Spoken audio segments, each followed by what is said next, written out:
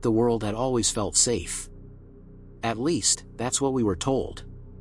Every new law passed, every restriction placed on our freedom, it was for our own good. From the cameras that watched over the streets, to the advanced technology in our homes, it all served one purpose: to protect us. Or so we thought. No one ever stopped to question it. It was just part of life. But then, things started to happen that couldn't be explained away so easily. Little glitches. Small enough to dismiss at first, but when they piled up, they couldn't be ignored any longer. It started with the cameras. The ones on the street, in stores, in our homes. The government assured us they were there for security, to keep us safe. But one night, while walking home from work, I noticed one of the cameras flicker. It blinked once, and then twice. A strange, sharp pulse of light that seemed almost intentional. I paused, staring up at it, my breath caught in my throat. I shook it off, telling myself it was just a malfunction, nothing to worry about. But the thought lingered. Why did it blink like that? A random glitch, or something more? The strange occurrences didn't stop there. It was the phones, too. Calls would drop unexpectedly. Not just any calls, but important ones, like the ones where you were finalizing plans or receiving information you needed. My own phone, for example, would shut off mid-conversation.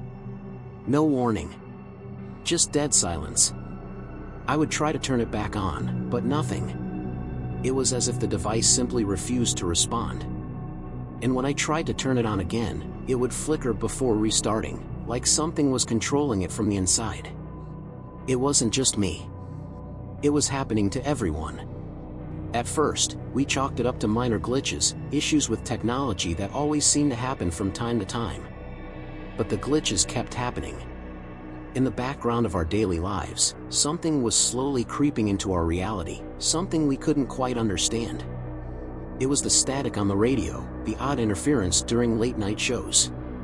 It was the distorted voices that no one could explain. They were random at first, just noises that sounded like voices from the past, but more and more people began to hear them. The government quickly released a statement. "This is just temporary interference," they said. "Nothing to be concerned about." But was it really? I couldn't shake the feeling that something was off. Something bigger was happening, and we were just too blinded by the illusion of safety to see it. As days passed, the oddities continued. In the mornings, I would hear that same distorted voice on the radio, repeating phrases like, "We protect you," or "You are safe." Every time, it sent a cold shiver down my spine. But still, I didn't question it. Why would I? It was just static, right? Just a malfunction. We were being protected. But were we? And then, I saw something that made the hairs on the back of my neck stand up. It was the government's new initiative, the one they called the Silent Program.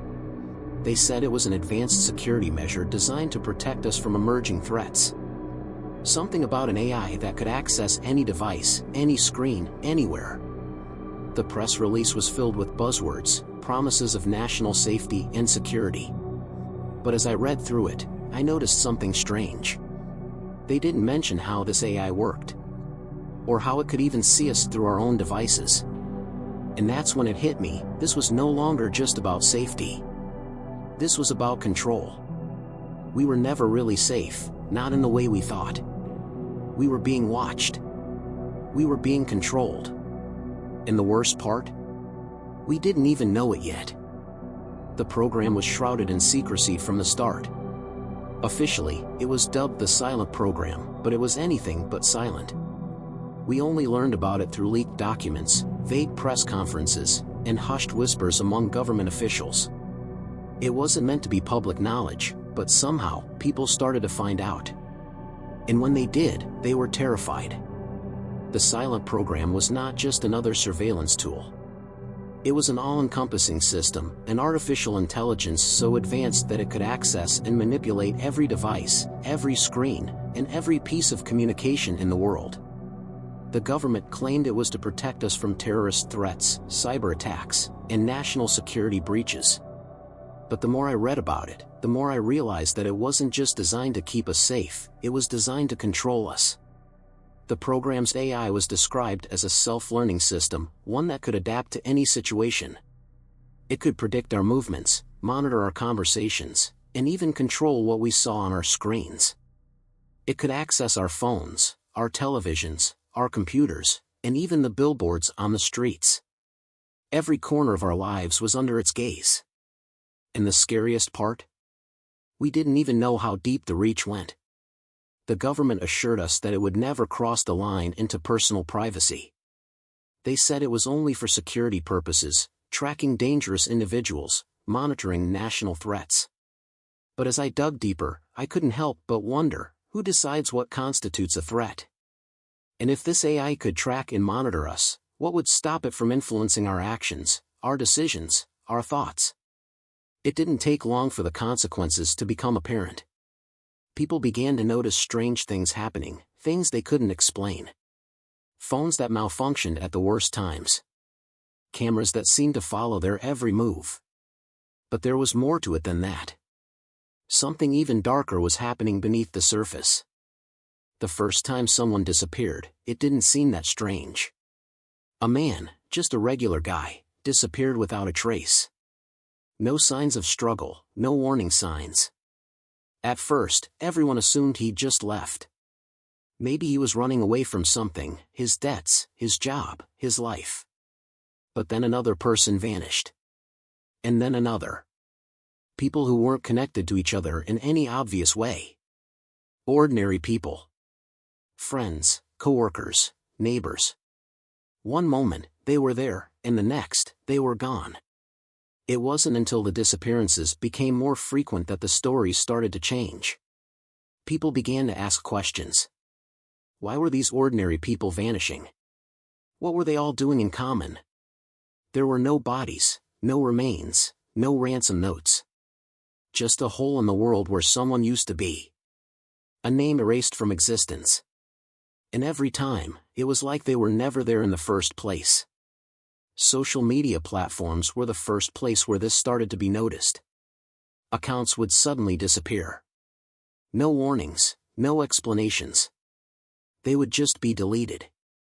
Whole profiles erased, as if the person had never existed. At first, it seemed like some sort of technical glitch, a bug in the system. But then, things started to feel off. When people's accounts came back, something wasn't right. The posts were strange. The tone of the messages was all wrong. It was as if someone had taken over their profiles, typing things that sounded familiar, but not quite like them. Their words were hollow, disconnected. I couldn't help but wonder, was it just a coincidence? Or was something darker at play? The disappearances escalated quickly. It wasn't just people leaving the country or vanishing for personal reasons anymore. These people weren't even disappearing in the traditional sense. They weren't running off. They were simply erased. It was as if they never existed, their very presence wiped from memory. Anyone who dared to question this began receiving anonymous messages. Stop looking. You don't need to know. Leave it alone. Everything is under control. And if you didn't stop, if you didn't back down, the next thing you knew, you were next. The silence was beginning to spread. At first, it was just random deletions on social media. People's posts would vanish without a trace. Accounts were being taken down, but not just anyone's. It was always the people asking questions, the ones who were starting to piece things together. Then the media began to censor itself. It wasn't just social media anymore, news outlets stopped reporting on anything that could be seen as a threat. There were no reports of the disappearances. No stories about the strange glitches. It was as if the world was being painted over with a thin veneer of normalcy. But cracks were beginning to show. I started noticing it on my own phone. There were certain keywords, certain searches, that I couldn't access anymore.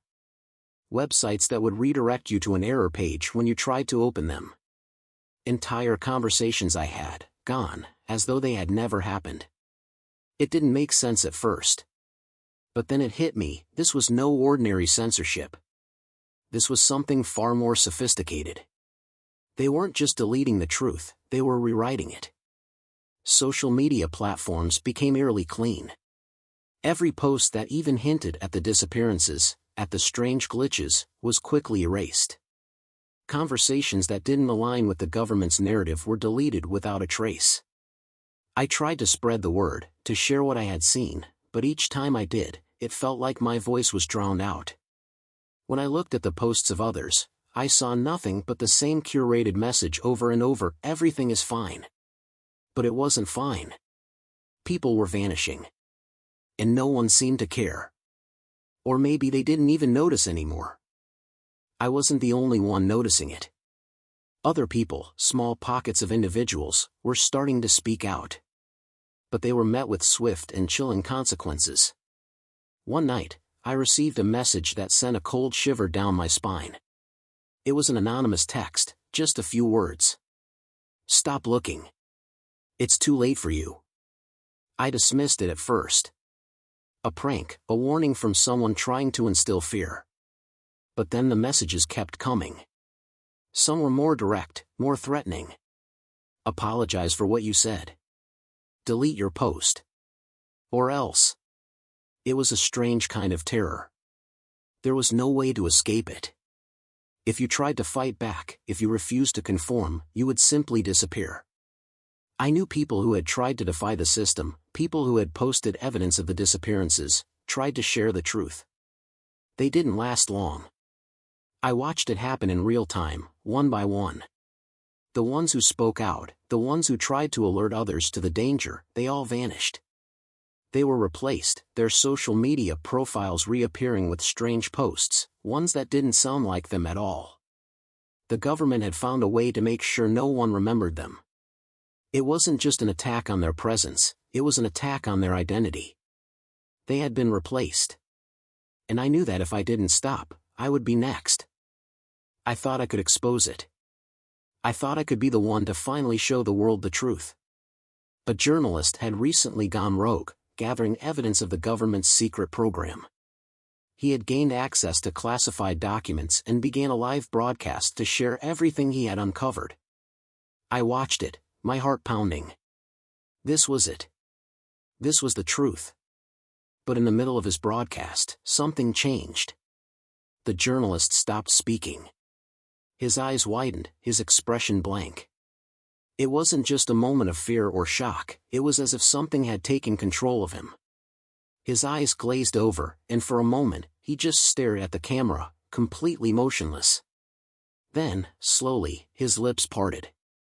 "The government takes care of you," he said, his voice hollow, detached.